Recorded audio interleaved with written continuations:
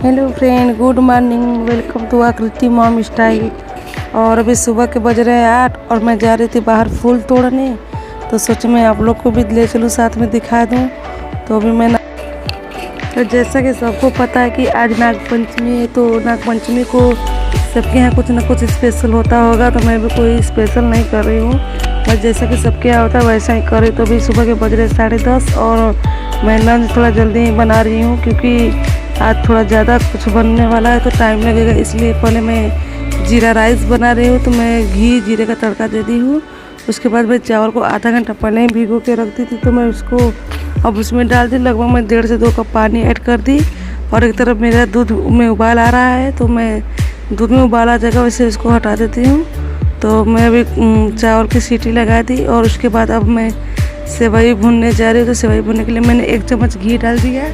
और उसके बाद मैं अब इसमें सेवई को ऐड करूँगी।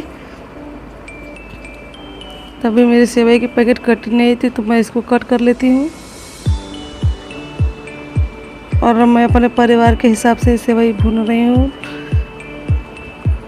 तो मैं इसको धीमी आंच पे ही भूनूंगी, क्योंकि गैस का फ्लेम अगर ज़्यादा तेज़ रहेगा तो जल जाएगा। तो मैं अभी दूध को फिर से रख देती हूँ उबालने के लिए। और मैं अपनी एक तरफ सेवई भून रही हूँ और साथ में मखाना को भी डाल देती हूँ, ताकि वो भी इसके साथ भून जाएगा।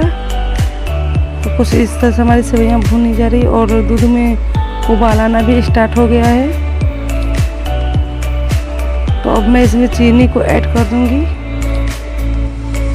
और मैं बस इतना ही चीनी ऐड करूँगी, क्योंकि हमारे यहाँ लोग ज़्यादा मीठा पसंद नहीं करते हैं। तो मैं चीनी को हल्का ही रख रही हूँ। और मेरी सेवइयाँ भी भून गई एक तरफ। और धीरे धीरे सेवइयों का कलर चेंज होना स्टार्ट हो गया है। और लगभग 2 से 3 मिनट में अभी अच्छे से भून जाएंगी।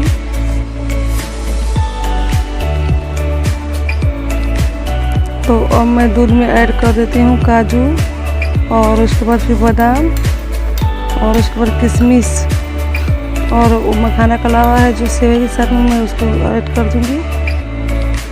तभी मैं काजू ऐड कर दी, फिर मैं बादाम को ऐड कर दी, उसके बाद किशमिश को ऐड कर देती हूँ।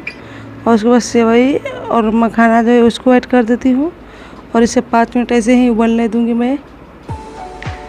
5 मिनट में सेवइयाँ जब हमारी हो जाएगी, तो इसमें मैं इलायची पाउडर को ऐड कर दूँगी। तो लगभग 5 मिनट बाद हमारी सेवइयाँ अच्छे से पक गई हैं। तो अब मैं इसमें इलायची पाउडर को ऐड कर देती हूँ। तो अब मैं गैस को बंद कर देती हूँ और सेवइयों को ढक देती हूँ। तो अब मैं अपनी पनीर की जो सब्ज़ी पहले उसको बना लेती हूँ। तो पनीर की सब्ज़ी बनाने के लिए मैंने कढ़ाई में तेल गरम कर लिया। उसके बाद मैं पनीर को कट करके उसमें तलने के लिए डाल दी। और मैं पनीर को ज़्यादा ब्राउन नहीं करूँगी, लाइट ही रहेगा। तो हमारा पनीर तल गया। मैं अब इसे बाहर निकाल लेती हूँ। अब मैं इसमें ऐड कर देती हूँ तेज़पत्ता, खड़ा लाल मिर्च और गरम मसाले खड़े हुए और पचफोरन। जब ये अच्छे से चटक जाएंगे तो मैं इसमें कटा हुआ प्याज ऐड कर देती हूँ। और जैसे प्याज हमारा भून जाएगा, मैं पीसे मसाले ऐड कर दूँगी। तो पीसे मसाले में प्याज, लहसुन, अदरक, मिर्च, और उसके बाद सूखे मसाले में देगी मिर्च, गरम मसाला, धनिया पाउडर, हल्दी पाउडर। और उसके बाद मैं इसे अच्छे से मिला लूँगी।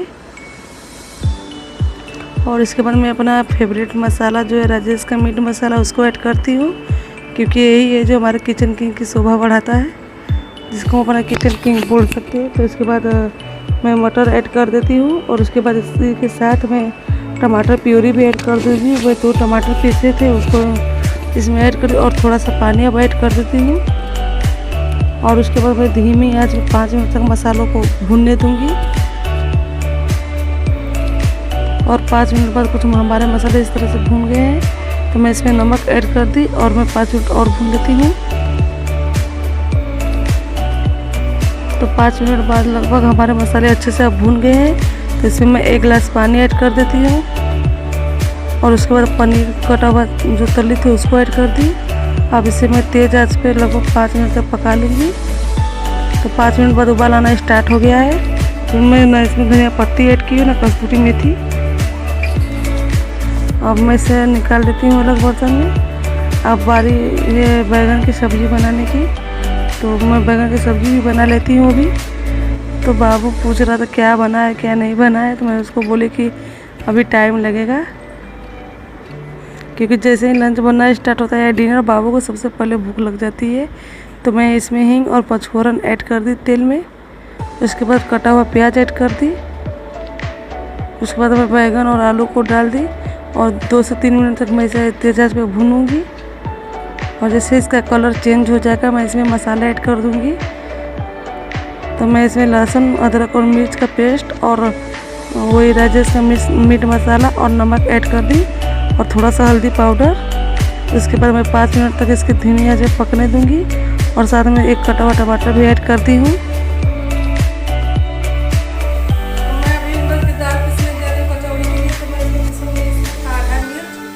जैसा कि आप लोगों को पता है कि मेरे सासू माँ तीखा तो बिल्कुल नहीं खाती है। तो उसके बाद फिर अदरक है और लहसुन की कुछ कलियाँ हैं, 5-6 लगभग कलियाँ हैं और थोड़े से गरम मसाले हैं, तो मैं इनको पीस लूँगी। हाँ बाबू। और ये उड़द की दाल है जिसको मैं भिगो के अच्छे से धो के रखती हूँ और इसका पानी बिल्कुल एकदम निकल के ड्राई है। तो मैं इसको मिक्सर में पीस लेती हूँ कचौड़ी के लिए। आइए हम वही अपनी बैगन की सब्जी को देख लेते हैं। तो सब्जी में मसाले अच्छे से भून गए हैं और मैं इसमें पानी ऐड करूँगी। तो लगभग मैं आधा गिलास इसमें पानी ऐड कर दे रही हूँ।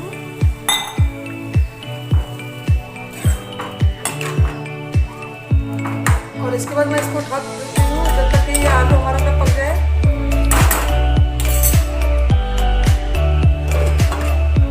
और गैस का थोड़ा तेज कर दूँगी अब। तो अभी मैं चलती हूँ अपना दाल जो है उसको पीस लेती हूँ। जैसे ही मैं दाल पीसना स्टार्ट करती हूँ ऐसे ही आकृति की बातें स्टार्ट हो जाती है। और मतलब इनको दुनिया भर की खबर पता है कि कहाँ पे क्या हुआ है, कैसे हुआ है, नहीं हुआ है। जबकि मैं घर में हूँ, मुझे कुछ नहीं पता कि कहाँ पे कैसे क्या हो रहा है, लेकिन इनको सारी बातें पता है। इनको काम के छोड़वा के बातें करवा लो, चाहे जितनी भी ये सारी बातें कर लेती हैं। और कभी कभी तो मुझे सोचना पड़ता है कि मेरी अम्मा पैदा हुई थी क्या मेरे लिए। इतना बोलती है कि क्या बताए। कभी कभी इसकी बातें पर तो मेरे को बहुत हंसी भी आती है। तो जैसा कि मैं आप लोगों को कई बार बता चुकी हूँ कि आकृति है जो हमारा टाइम पास अच्छे से करवा देती है।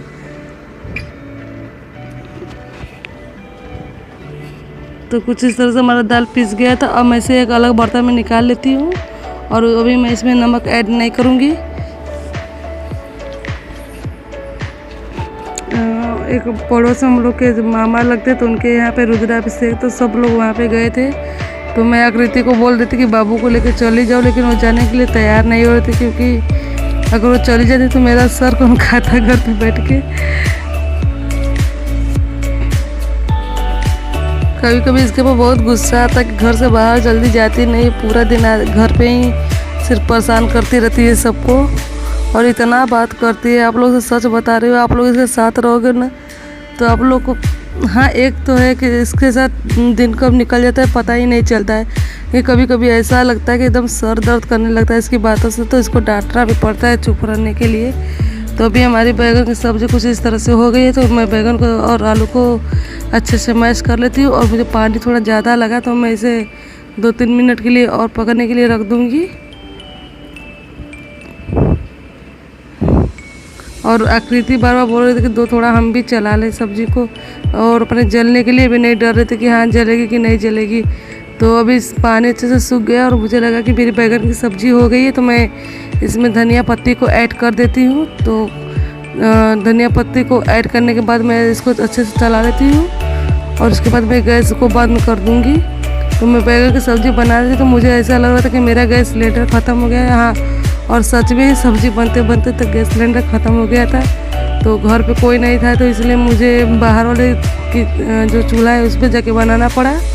तो मैं अब पूड़ी बनाने के लिए बाहर आ गई हूँ। तो जो मैं उड़द की दाल पीसी थी तो उसमें अब मैं नमक और खड़ा जो जीरा है उसको मिला रही हूँ अच्छे से। और बहुत लोग उड़द की दाल को भून देते हैं पर मैं भूनी नहीं हूँ, मैं वैसे ही इसको रखी हूँ। कभी आप लोग ऐसे बनाइएगा, बहुत टेस्टी बनता है कचौड़ी। इसका अलग ही वो स्वाद आता है इसमें, और जो भून जाता है उसका टेस्ट एकदम ख़त्म हो जाता है, मुझे ऐसा लगता है। और उसे भी आप लोग की अपनी अपनी पसंद, आप लोग चाहे जैसे बना लो। तो मैं अभी छोटी छोटी पेड़े बना रही हूँ। उसके बाद इसमें मैं 1 चम्मच उड़द की दाल को भरूँगी उसके बाद मैं इसे ऐसे बंद कर दूँगी। बंद करने के बाद मैं छोटी छोटी पूड़ियाँ बना लूँगी। कुछ इस तरह से हमारी छोटी छोटी पूड़ियाँ बन जाएगी। अब मुझे पता है कि दिख नहीं रहा है, लेकिन फिर भी आप लोग समझ लीजिए कि बन ही रहा है। तो अभी हमारे बगल के जो देवर लगते हैं वो आए हुए हैं घर पे, तो पूछ रहे थे कि सब लोग कहाँ गए। तो मैंने वही बताई कि बगल में पूजा है वहीं पर लोग गए, और अभी आकृति भी चली गई है बाबू को लेकर।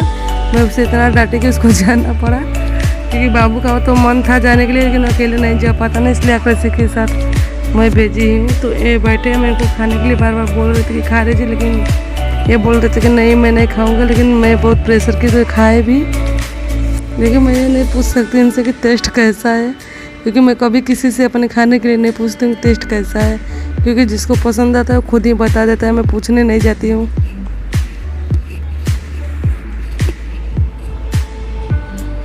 तो अभी कैमरे के बारे में पूछ रहे थे कि बताओ मैं भी सामने बैठा हूँ उसमें आऊँगा। तो मैं बोली हाँ इस बार मैं आपको भी दिखाने वाली हूँ। तो ये हमारी पूड़ियाँ हैं और मैं जा रही हूँ किचन में, और किचन में से सब्जी और सेवई लेकर आऊँगी, और यहाँ पे इनको कचौड़ी दे दूँगी खाने के लिए।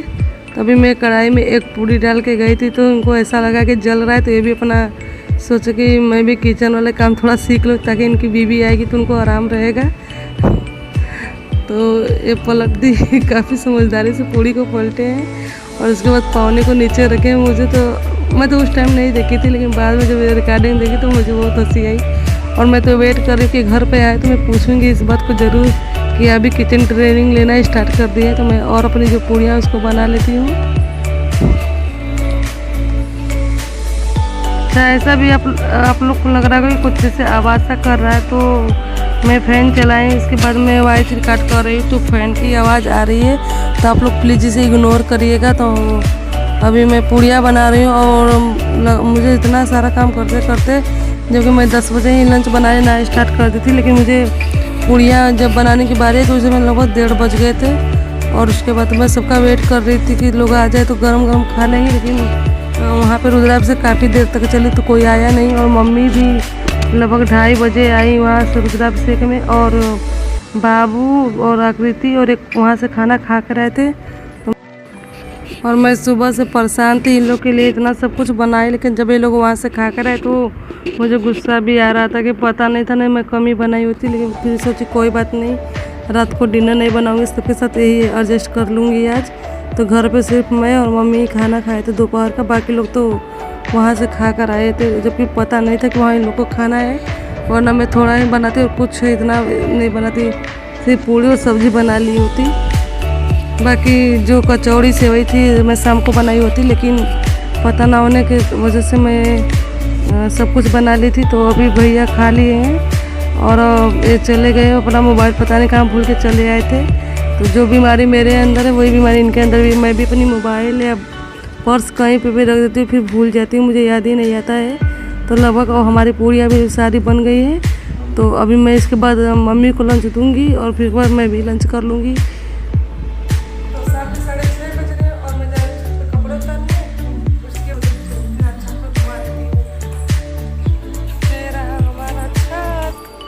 बरसात में एकदम पूरा ज़मीन और सब खराब हो जाता है,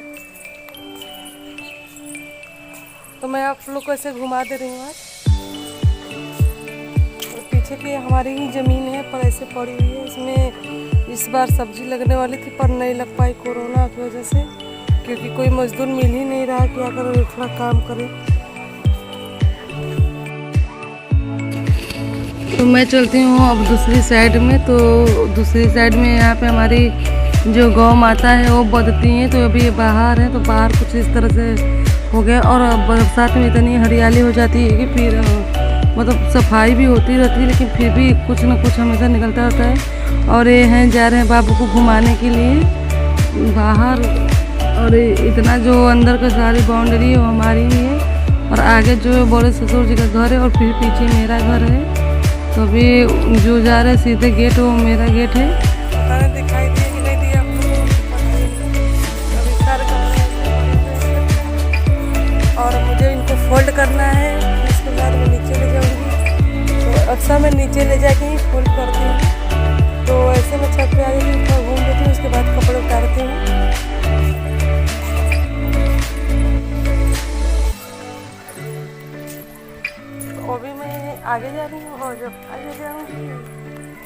अभी सर पे पल्लू जरूरी है क्योंकि आगे बड़े ससुर का घर है, तो मैं ऐसे नहीं जा सकती।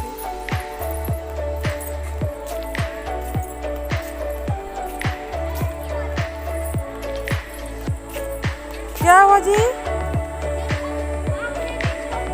अभी तो तुम्हारे पीछे है ना।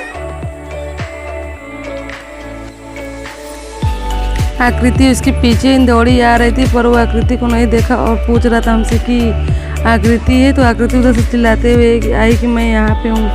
तभी हम लोग छत पे और बाबू चिप्स लेके आया था बाहर से, तो मैं वही खा रही थी। और जैसे ही एक चिप्स खाई बाबू गुस्सा हो गया, लगा गुस्सा हो के भागने के मैं जा रहा हूँ नीचे, अब नहीं दूँगा। तो फिर मैं आकृति से बोली कि आकृति मुझे दोगी? तो आकृति बोले कि मैं सिर्फ एक पीस दूँगी। हम लोग का कोई भी चीज़ रहेगा, ये लोग 2-2 पैकेट खा जाए चलेगा, लेकिन मैं इन लोग से मांग दूँ तो ये लोग तुरंत मना कर देते हैं कि नहीं देना है। तो हम लोग थोड़ी देर तक छत पर टहलेंगे, उसके बाद फिर मैं नीचे चली जाऊंगी। तो साथ में भी है, मतलब हमारी पूरी फैमिली आज एक साथ में छत पे टहलने के लिए। तो ठीक है, आप लोग भी देख लीजिए कि हम लोग छत पे क्या क्या करते हैं।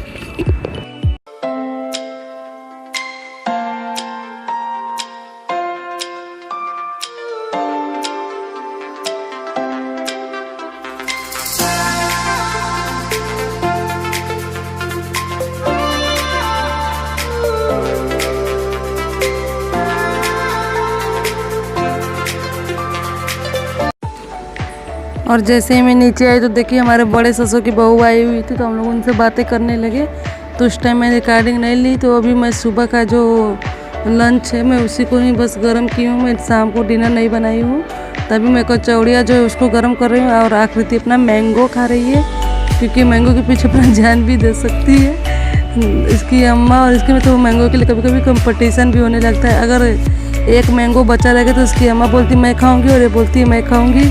तो कभी कभी ऐसा भी होता है कि इनको समझाना पड़ता है कि अपने अम्मा को ही समझाते कि अम्मा तुम भी क्या बच्चों की तरह लड़ना स्टार्ट कर देती हो।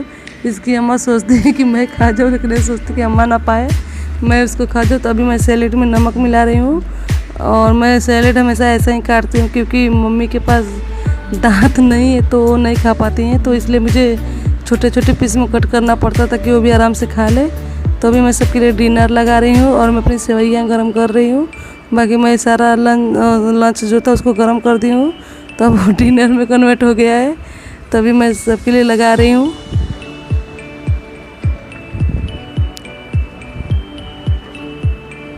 तो अभी सेवइयाँ भी गर्म हो गई है, तो मैं सेवइयाँ भी थोड़ी देर रुक के लगाई थी सबको लंच देने के, सॉरी डिनर देने के बाद। क्या बताऊँ, लंच ही सबको दे रही हूँ तो डिनर बोलने से क्या फ़ायदा, क्योंकि कर तो सब लोग लंच ही रहे हैं। अभी सारे लोग डिनर ले रहे हैं, उसके बाद हम लोग जाएंगे रूम में। और मैं आकृति और बाबू को खिला रही थी, तो अभी मैं रूम में आ गई हूँ और इस टाइम रात के 11:30 बज रहे हैं और आकृति सो गई है। और बाबू तो हमेशा 12:30 और 1 बजे तक जगा रहता है। कभी ही ऐसा होता है कि जल्दी सो जाता, नहीं तो जल्दी सोता भी नहीं है। तो अपनी मस्ती कर रहा था। तो ठीक है, आज का ब्लॉग काफ़ी लंबा हो गया है, तो मैं आज इसका एंड कर देती हूँ। आप लोग अपना ख्याल रखिएगा और प्लीज़ मेरे चैनल को सब्सक्राइब करिए। Thank you so much and good night.